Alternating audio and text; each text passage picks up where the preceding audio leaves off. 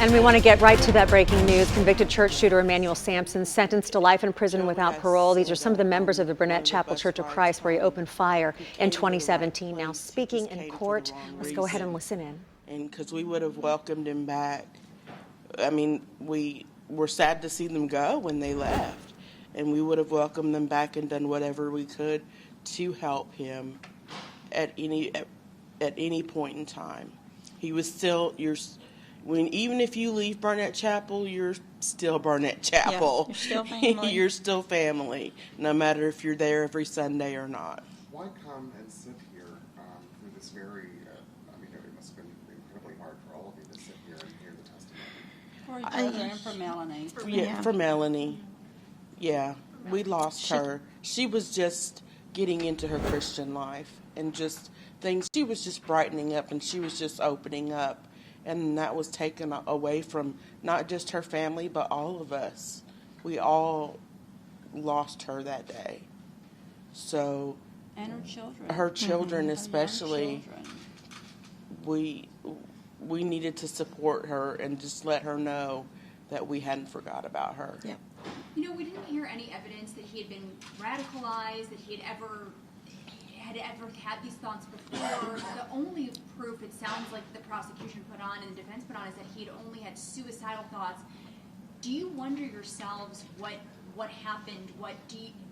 How do you marry those two things, that he was suicidal but then became homicidal? I honestly thought, I think I told somebody else before, at first I thought, Lost Boys of Sudan. Was he a child soldier? Did he get into propaganda? But when I found out he'd been here since he was so young, I said, no, okay, that's not it. What happened? Still the question. I don't know. I still have that question. What happened? I don't know if we'll ever. Church members there at Burnette Chapel Church of Christ talking about Emmanuel Samson and why they were there to support the woman killed there, 39-year-old Melanie Crow Smith. Let's go to Rebecca Cardenas. She's been covering this trial all week. Rebecca?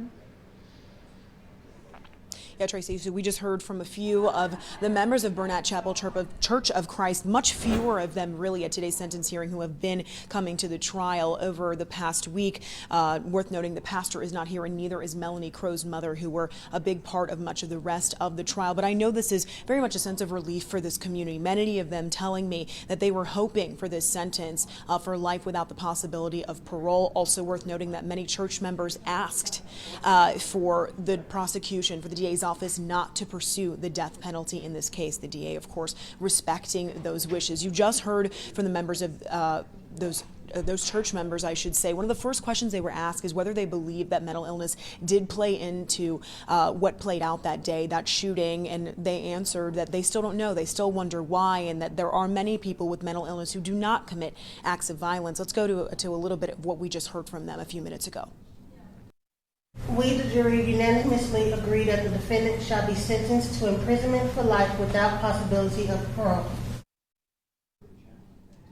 You just heard from the jury there, their decision to sentence Samson to life without the possibility of parole. And you do want to remember that Samson still has to be sentenced on the other 42 counts he was convicted for. That includes aggravated assault, attempted premeditated murder, and civil intimidation. Tracy? Rebecca Cardenas, thanks so much. Before we let you go, it almost seemed like they were grappling with trying to understand why Emmanuel Samson would do such a thing. They wanted to offer their sympathy and their understanding. Is that the perception as well, Rebecca, that you got listening into that? Absolutely, and I think that one of the conversations that struck me the most with Pastor Joey Spann is that although this is the sentence that he hopes for, he says that he still hopes that Emmanuel Samson finds his relationship with God again. He says he still does forgive him, and that he hopes that during his time in prison that he can come to terms and go back to the Samson that he used to know.